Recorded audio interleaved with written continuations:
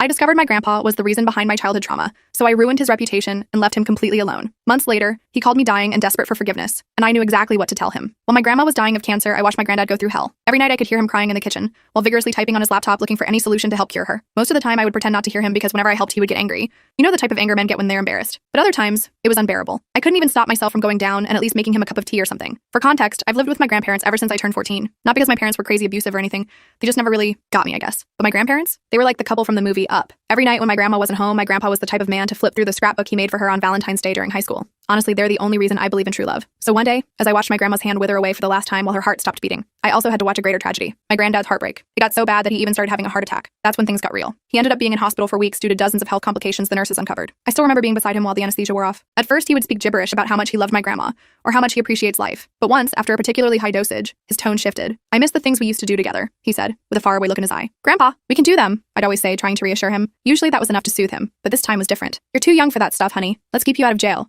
He then laughed like it was an inside joke that I was in on. I turned super red thinking he was talking about SX or something, but then I got this awful gut feeling that made my entire body itch all over. So when my grandpa fell back asleep, I did what any loving granddaughter would do in that situation. I went through his phone. At first there was nothing too crazy in his camera roll, just photos of him and my grandma, me as a baby, the works. But that's when I saw a hidden folder. Like, what the F is an old man doing with a hidden folder set up? Luckily, he wasn't smart enough to make the password anything other than my grandma's birthday. But as soon as I unlocked it, I regretted it. Because right there was a photo of this storage unit in the outskirts of our town. I didn't even recognize the street name. Well, I was curious, and I have a driver's license, so I put the location of it into my phone before heading out. Looking back, I was so heartbroken from the sight of my granddad in pain that I forgot to even acknowledge my own, and I guess that grief forced its way out of me through an intense obsession of finding information. The drive there was so long that I managed to rewatch all of Madeline Argy's YouTube videos in one go. The storage unit was unlocked, probably because he hadn't expected a teenage psycho to come snooping around. Inside, everything was covered with a thick layer of dust. It smelled like rotting meat. I even had to cover my mouth with the sleeve of my hoodie. Before opening the storage door, I took a deep breath and braced myself. But there was no amount of bracing that could have adequately prepared me for what I saw next. On the surface, it seemed to just be a row of boxes all stacked against each other. But then I opened the one at the top. Inside were dozens of photos of me as a child. Ones I didn't even know existed. The first batch was tame. Just me in a bikini by the pool, me eating what was probably my first lollipop. Nothing crazy. But then I kept flipping through, and I swear I felt my soul leave my body. Photos of me sleeping, completely unclothed.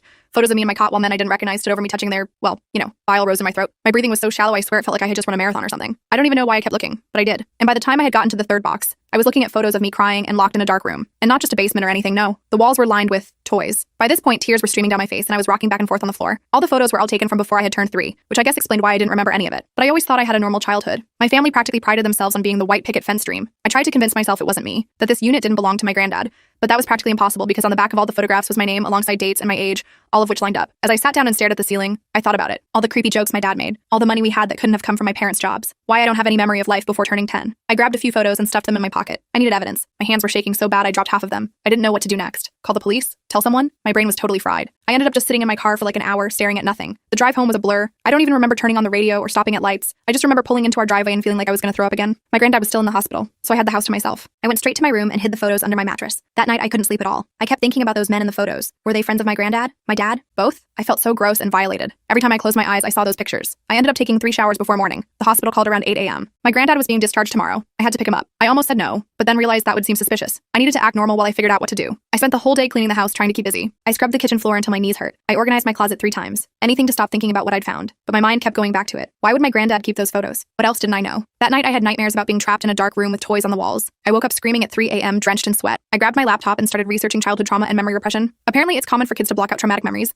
especially from before age 5. That explained a lot. The next morning I drove to the hospital to pick up my granddad. The whole way there, my stomach was in knots. How was I supposed to look at him now? How was I supposed to act normal? I practiced my fake smile in the rearview mirror at every red light. When I got to his room, he was sitting on the edge of the bed in his regular clothes. The nurses had helped him get dressed. He looked so frail and old. For a second I almost forgot what I knew. Almost. "There's my girl," he said, smiling at me. "Ready to take your old granddad home?" I nodded and helped him into the wheelchair. The nurse went over his medication schedule with me. I pretended to listen while screaming inside my head. The whole time I couldn't stop staring at his hands. Had those hands taken those photos? The thought made me want to run away. The drive home was awkward. He kept trying to make small talk, asking about school and my friends. I gave short answers and blamed my mood on being tired. When we got home, I helped him to his favorite chair and made him tea, just like I always did. "You're a good girl," he said, patting my hand. I had to force myself not to flinch. Don't know what I'd do without you. That night I lay in bed planning my next move. I needed more evidence, something concrete that couldn't be explained away. I decided to plant my old iPhone in the living room bookshelf set to record audio overnight. Maybe he talked in his sleep. Maybe he made phone calls when he thought I was asleep. For the next 3 days, I pretended everything was normal. I made his meals, helped him take his meds, and watched TV with him, all while feeling like I was going to explode. Each night I checked the recordings. Nothing useful, just him snoring or getting water from the kitchen. But on the 4th night, I hit pay dirt. Around 2 a.m. he was mumbling in his sleep. Most of it was gibberish, but one name came through clearly. Douglas. He said it 3 times. Who the hell was Douglas? I'd never heard him mention anyone by that name. The next morning, while he was in the shower, floor, I checked his phone again. This time I looked through his contacts, and there it was, Douglas, saved under Golf Buddy. My granddad had never played golf a day in his life. I waited until my granddad took his afternoon nap before calling Douglas's number. My hands were shaking so bad I had to redial twice. Finally, I heard ringing. 1 ring, 2 rings, 3. Hello? A man's voice answered. He sounded old, maybe around my granddad's age. I froze. I hadn't actually planned what to say, so I just blurted out, "Who is this?" There was a long pause. "Who's calling?" he asked, his voice suddenly tense. "I found your number in my granddad's phone," I said, trying to sound casual. The line went dead. He hung up on me. I tried calling back, but it went straight to voicemail. I left no message. For the next 2 days, I kept watching my granddad, looking for any sign that Douglas had told him about my call, but he acted completely normal. He watched his usual game shows, complained about his meds, and asked me to make his favorite meatloaf for dinner. I was starting to think maybe I was being paranoid. Then on Friday morning, I went out to drive to school and found all 4 of my car tires slashed. Not just flat, completely destroyed with deep cuts. This wasn't some random vandalism. This was a message. I called the school and told them I had car trouble. Then I called a tow truck and had my car taken to the local garage. The mechanic, Russell, whistled when he saw the damage. "Someone really had it out for your tires," he said, examining the cuts. "This was done with a sharp knife, deliberately. You passed someone off?" I shook my head and told him I had no idea who would do this. The repair bill came to almost $600, nearly all the money I'd saved from my part-time job at the mall. I paid it and took an Uber home, my mind racing the whole time. When I got back,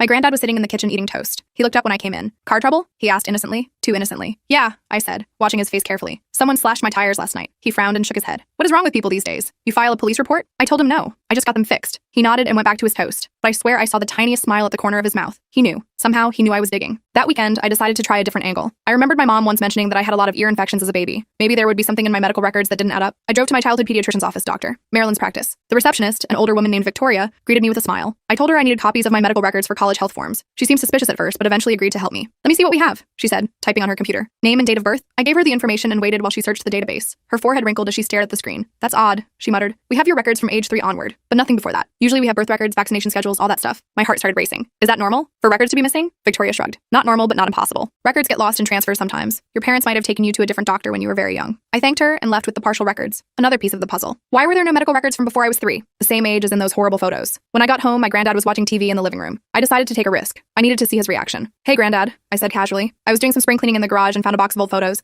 There were some weird ones of me as a baby. "Do you know anything about them?" His whole body tensed. Just for a second, but I caught it. Then he smiled. Too quickly. "What kind of photos, honey?" he asked, his voice carefully neutral. "Just strange ones. Me in places I don't remember, with people I don't recognize." He waved his hand dismissively. "Oh, you must be confused. Probably photos of some other kid. Your grandma was always taking pictures of the neighbors' children too." I nodded and dropped the subject. But that night, I couldn't sleep. His reaction told me everything I needed to know. He was lying. The next morning, I woke up to find my laptop wouldn't turn on. The screen stayed black no matter what I tried. I took it to the computer repair shop in the mall where I worked. Bobby, the tech guy, examined it and gave me bad news. "Your hard drive is completely fried," he said. "Like physically damaged. This wasn't a software issue or a virus. Something actually damaged the components." I felt sick. All my schoolwork was on there, and my backup hard drive, which I kept in my desk drawer, was missing when I checked. Someone had been in my room. Someone had destroyed my computer and taken my backup. That night, I confronted my granddad directly. I showed him the folder I'd found on his phone with the storage unit photo. "What is this?" I demanded. "Why do you have pictures of a storage unit hidden on your phone?" He looked at me with such sadness that for a moment I almost believed him. "Sweetie, I think you're having some kind of episode. Maybe the stress of losing your grandma or something else. There's no hidden folder on my phone." He showed me his phone. The folder was gone, completely wiped. He continued looking concerned, telling me that maybe I should see someone, that grief can do strange things to people's minds, that I'd always had such a wild imagination. For a moment, I actually doubted myself. Was I making this all up? Was the grief driving me crazy? But then I remembered the slashed tires, the missing hard drive, the medical records. Too many coincidences. That night, I tossed and turned, unable to sleep. Around 2 a.m., I got up to get some water. As I passed my bed, something caught my eye, a corner of paper sticking out from under my mattress. I lifted the mattress and found a photo, one of the photos from the storage unit. A picture of me as a toddler, crying in that room with the toys on the walls. I hadn't put it there. I'd hidden the photos I took in a different spot. This was new. Someone had placed it there while I was sleeping. He was toying with me, gaslighting me, trying to make me think I was crazy while simultaneously letting me know he was watching me. The message was clear. "I see you. I know what you're doing, and I can get to you anytime." I realized my phone and laptop weren't safe. He could be monitoring them somehow. So I went old school. I bought a paper journal from the dollar store and started documenting everything. I hid it inside a tampon box in my bathroom cabinet, the one place I figured an old man wouldn't look. I also bought disposable cameras instead of using my phone. I took pictures of my room before leaving each day, then checked the photos after developing them to see if anything had been moved. Small things were always different. A book slightly out of place. My hairbrush moved from one side of the dresser to the other. He was searching my room regularly. About a week after finding the storage unit, I got an unexpected call. It was my grandma's sister, my Aunt Teresa. I hadn't seen her in years. She said she saw the memorial post I made for Grandma on Facebook and wanted to meet up. We arranged to meet at a diner the next town over. I didn't tell my granddad where I was going,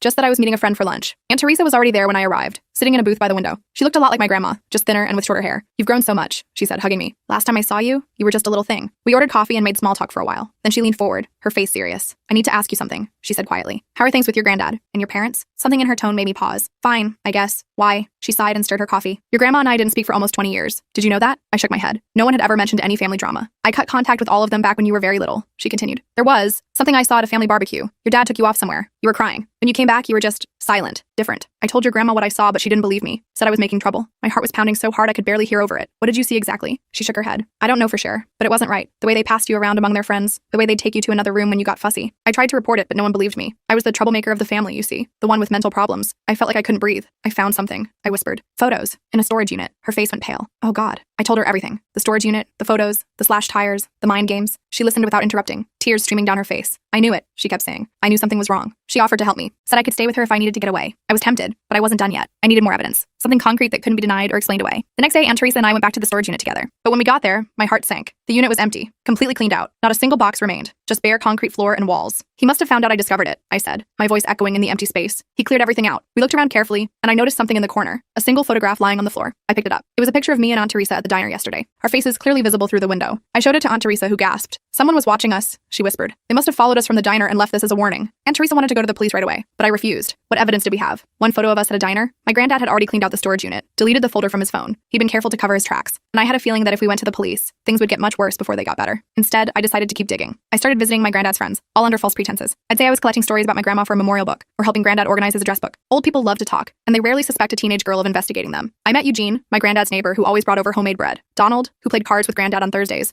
Noah, who ran the local hardware store. Each time, I'd casually ask if they knew anyone named Douglas. Most said no, but Donald's face twitched when I mentioned the name. Douglas who? He asked, too casually. Just Douglas, I said. Granddad mentions him sometimes. Donald changed the subject quickly after that, but as I was leaving, I noticed a photo on his mantle. A group of men at what looked like a charity golf tournament. My granddad was there, and so was Donald, and several other older men I didn't recognize. I asked if I could take a photo of it for my grandma's memorial book. Donald hesitated, but agreed. I snapped a picture with my phone and thanked him. That night, I studied the photo carefully. There were 8 men total, all around my granddad's age. I recognized my granddad, Donald, and Eugene. The others were strangers to me, but on the back of the frame, someone had written, Annual Charity Event, 2010, and listed all their names. One of them was Douglas Thompson. I started researching each man on the list. Most had regular jobs. Eugene was a retired teacher. Donald owned a small accounting firm. But Douglas Thompson owned a real estate company that specialized in foreclosures and rental properties. He would have had access to dozens of empty houses and apartments over the years. I dug deeper into his company records, which were public, and that's when I found it. A cabin rental agreement from 20 years ago. It was rented in my name, my actual name, when I was just 2 years old. And my granddad's signature was on the rental form as the responsible adult. I showed Aunt Teresa what I'd found. She was horrified, but not surprised. She decided enough was enough and confronted my granddad directly. I begged her not to, but she insisted. I was in the kitchen when she arrived. My granddad seemed surprised to see her, but invited her in politely enough. They sat in the living room while I pretended to do homework at the kitchen table, listening to every word. At first, they made awkward small talk. Then Aunt Teresa brought up the cabin rental. Why would you rent a cabin in a 2-year-old's name, Walter? She asked bluntly. The temperature in the room seemed to drop. My granddad's voice turned cold, hard. I don't know what you're talking about, he said, but I think you should leave. I know what you did, she pressed on. What all of you did. To her, to other children probably. You're not family anymore, he said, his voice eerily calm. You never were. Just a jealous, crazy woman making up stories. Get out of my house before I call the police. Aunt Teresa left in tears. I pretended I hadn't heard anything, but 3 days later she called me in a panic. Someone had broken into her apartment while she was at work. Nothing was stolen, but the place was trashed. Her clothes were cut up, furniture overturned, walls damaged, a message. I was running out of safe places to keep evidence, so I asked my friend Kelly if I could use her school locker to store some stuff. She agreed without asking questions. I put the remaining photos, the journal, and printouts of everything I'd found in a folder and hid it in her locker. I didn't write down which locker I used in my journal, keeping that detail only in my head. But the next day, the school called me to the office. The principal, Mrs. Blake, looked concerned. There was a break-in last night, she explained. Someone forced open several lockers in the east hallway, including your friend Kelly's. My blood ran cold. Was anything taken? We're not sure. The security cameras were disabled. Do you know if Kelly kept anything valuable in there? I shook my head numbly. I was shocked, but realized my granddad must have followed me to school and seen which locker I'd used. I went home that day feeling defeated. Everything I collected kept disappearing. Every move I made, he was one step ahead. But I wasn't giving up. I just needed a new strategy. I ripped up my journal, burned the pages in the backyard fire pit, and started over. But this time, I filled it with fake information, false leads, made up evidence locations. I left it hidden where he would easily find it. I also started spreading rumors around town. I told different people different stories. I told Kelly I found evidence at the old abandoned factory. I told my coworker Andrea I hid photos at the library. I printed flyers about a victim support group meeting at a local motel and accidentally left one where my granddad would see it. The bait worked. 2 nights later, I followed my granddad when he snuck out after midnight. He drove to the Sunset Motel on the edge of town, the location I'd put on the flyer. I parked across the street and watched as he pounded on the door of room 118, the room number I'd listed. I recorded everything on my phone. He was yelling about shutting this down and keeping your mouth shut. But when the door opened, it wasn't a victim or a support group, just a confused tourist who'd rented the room for the night. The tourist called the front desk, who called the police. My granddad was arrested for disorderly conduct and disturbing the peace. Nothing major, but enough to get him taken to the station. While he was being processed, they found a flash drive in his pocket. Standard procedure. They inventory everything you have on you when arrested. The officer, a young guy named Officer Jordan, recognized my last name when booking my granddad. You related to this guy? He asked when I came to the station after getting the call. I nodded. He's my grandfather. I'm his caretaker. Officer Jordan seemed concerned but professional. We found a flash drive on him during processing. Given the circumstances of his arrest, we'll need to examine it as part of our investigation. I can't share details yet, but if we find anything relevant to you, we'll follow proper procedures to notify you. I thanked him and bailed my granddad out. He was silent the whole ride home. Not angry, not defensive, just silent, watching me. It was the scariest he'd ever been. 2 days later, Officer Jordan called me. He explained that they had obtained a warrant to examine the flash drive due to suspicious circumstances.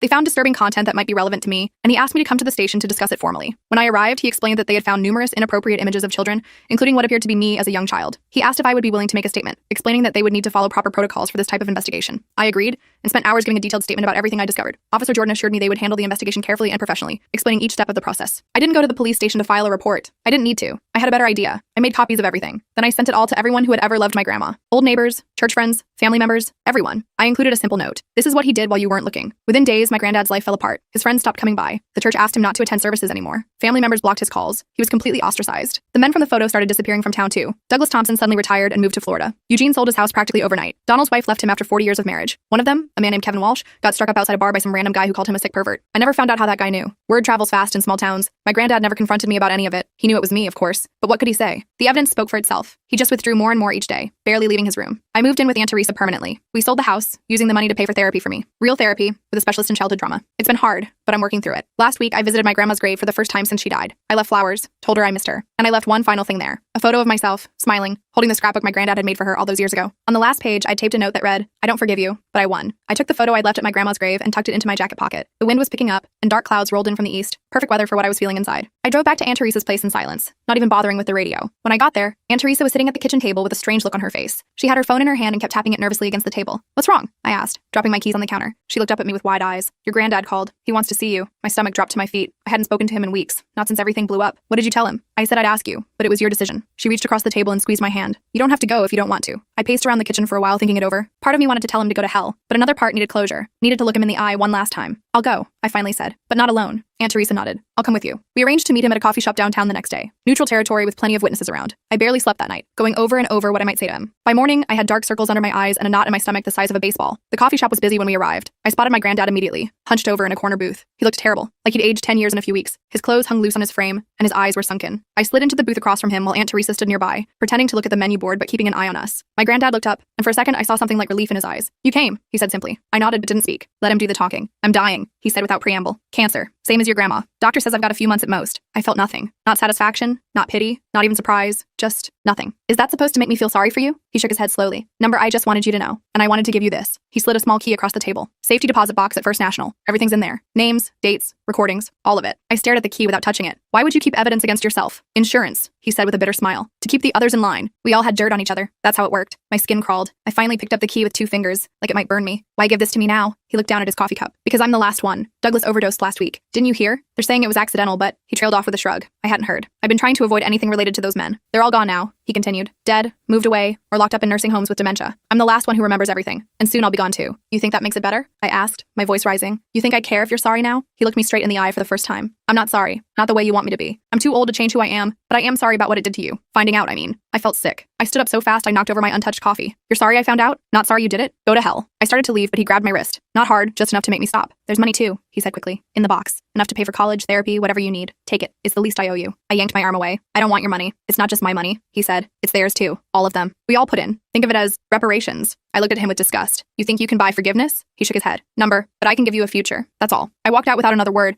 Aunt Teresa right behind me. In the car, I finally broke down, sobbing so hard I could barely breathe. She held me until the worst of it passed. "What are you going to do about the key?" she asked when I'd calmed down. I looked at the small piece of metal in my palm. "I'm going to see what's in that box." The next day, Aunt Teresa and I went to the bank together. The manager took us to a private room with a safety deposit box. When he left, I took a deep breath and opened it. Inside were exactly what my granddad had promised. USB drives, labeled by year, paper files with names and addresses, and stacks of cash, more money than I'd ever seen in one place. At least $50,000, maybe more. But there was something else too. A sealed envelope with my name on it. Inside was a single sheet of paper with an address in a town about an hour away. Nothing else, just the address. "What do you think it is?" Aunt Teresa asked, looking over my shoulder. "I don't know," I said, "but I'm going to find out." We drove there that afternoon. The address led us to a small house with a well-kept yard. An older woman answered the door when we knocked. She looked to be in her 60s, with kind eyes and silver hair. "Can I help you?" she asked, looking confused. I hesitated, suddenly unsure what to say. My name is..." "Oh my God," she interrupted, her hand flying to her mouth. "It's you. You look just like your mother." My heart started racing. "You knew my mother?" The woman nodded, tears filling her eyes. "I'm Grace. I was her foster mother for a while. Please, come in." We followed her inside to a cozy living room. Photos covered every surface. She picked up one and handed it to me. A young woman holding a baby. "That's your mother," she said softly. "And that's you." I stared at the photo in shock. The woman looked like me, but happier, more carefree than my mother had ever been. "I don't understand," I said. "My mother never mentioned being in foster care." Grace sighed heavily. She probably didn't remember. She was only with me for about 6 months when she was 16. She'd run away from her parents, your grandparents, after years of abuse. She was pregnant with you and terrified. My hands started shaking. "Abuse? Your grandfather was not a good man, Grace said carefully, and your grandmother looked the other way. Your mother wanted to break the cycle. She was determined to protect you. I felt like I couldn't breathe. What happened? She had you here, in this house. You were the most beautiful baby. Grace smiled at the memory. For 6 months, everything was good. She was going to finish school, get a job. We had a plan. Then one day her parents showed up, said they'd changed, wanted to make amends. They seemed so sincere. I knew where this was going. She believed them. Grace nodded sadly. She went back with them, taking you. I begged her not to, but she wanted so badly to believe they'd changed. I never saw her again. I tried to check on her, but they moved away. I looked for years, but they moved across the country, I said numbly. Changed their names slightly. Started over where nobody knew them. Aunt Teresa, who had been silent until now, spoke up. How did you know her parents? Before she came to you, I mean. Grace's face darkened. I was a social worker back then. There had been reports about their home for years, but nothing ever stuck. Your grandfather was well connected in town. Police, judges, other influential men. They protected each other. The pieces were falling into place. My mother hadn't been a willing participant. She'd been a victim who got pulled back in, who maybe thought she could protect me from the inside. Did my mother ever contact you again? I asked. Grace shook her head. But about a month ago, I got a letter from your grandfather. Just your name and a recent photo. Nothing else. I tried to process this. He wanted me to find you, to learn the truth. I think so, Grace said. Maybe in his own way, he was trying to make something right. I wasn't ready to give him that much credit. Or maybe he just wanted to hurt my mother one last time by exposing her secrets. We stayed for hours, looking through Grace's photos and hearing stories about my mother as a teenager. It was like discovering a whole different person than the quiet, anxious woman I'd known. When we finally left, Grace hugged me tight. You're welcome here anytime. This was supposed to be your home. On the drive back, I was quiet, turning everything over in my mind. Aunt Teresa let me think, only speaking when we were almost home. What are you going to do now? She asked gently. I looked at the safety deposit key in my hand. I'm going to talk to my parents. I hadn't spoken to them since everything came out. They'd called a few times, left messages saying they wanted to explain. I'd ignored them all, but now I needed answers. I called them that night. The conversation was brief. I told them I knew everything and that I was coming over tomorrow. My father started to protest, but my mother cut him off. We'll be here, she said quietly. The next day, I drove to their house alone. Aunt Teresa offered to come, but this was something I needed to do by myself. My parents were waiting in the living room when I arrived. They looked terrible, like they hadn't slept in weeks. I sat across from them and placed the safety deposit key on the coffee table between us. I know about Grace, I said without preamble. I know you were in foster care. I know what they did to you. My mother's face crumpled. She started crying silently. My father just stared at the floor. Why did you go back to them? I asked. Why would you bring me into that? I thought I could protect you, she whispered. I thought if I was there, they wouldn't, that I could stop them. Did you? I demanded. Did you protect me? She looked up, her eyes hollow. Not enough. Never enough. I tried, but they always found ways. Drugging me, sending me on errands. By the time I realized I couldn't stop it, we were trapped. They had photos, videos. They said they'd release them, ruin our lives, and I was weak. I'm so sorry. I wanted to hate her. Part of me still did. But looking at her now, I could see she'd been as much a victim as I was. Maybe more, because she remembered everything. What about you? I turned to my father. Were you part of it? He finally looked up. I met your mother after she came back. I didn't know anything until after we were married. By then it was too late. They had their hooks in too deep. I didn't know if I believed him. I wasn't sure I ever would. I'm not here for apologies, I said. I'm here because I need to know if there were others, other kids. They exchanged a glance. My mother nodded slowly. Yes. Over the years. Not many, but yes. I pushed the key toward them. There are names and evidence in that safety deposit box. Enough to put people away if any of them are still alive. I want you to take it to the police. All of it. My father looked startled. But that would mean, I know what it means. I cut him off. You'll have to admit what you knew and didn't stop. You might go to jail, but it's the only way I'll ever consider having either of you in my life again. I stood up to leave. My mother grabbed my hand. What about you? What will you do? I gently pulled away. I'm going to college in the fall. Psychology. I want to help kids who've been through what I went through. I was using the money from the safety deposit box, though I didn't tell them that. It felt right somehow. Taking their dirty money and using it to heal the damage they'd caused. 3 days later, my parents walked into the police station with everything from the safety deposit box. The investigation is still ongoing. Some of the men are dead, but not all. There will be trials, eventually. I don't know if I'll testify. That's a decision for future me. My granddad died 2 weeks after our coffee shop meeting. I didn't go to the funeral. Instead, I visited my grandma's grave again and left a different note with her scrapbook. This one said, the truth is out. It's over now. I'm still staying with Aunt Teresa while I finish high school. I still have nightmares sometimes, but they're getting less frequent. My therapist says that's progress. I'm starting to believe her. Last week I got my college acceptance letter. When I told Grace, she invited me over for dinner to celebrate. She showed me a room in her house, the room that would have been mine if things had gone differently. She said it's still mine whenever I want it. I don't know what my future holds. I don't know if I'll ever fully heal from what happened.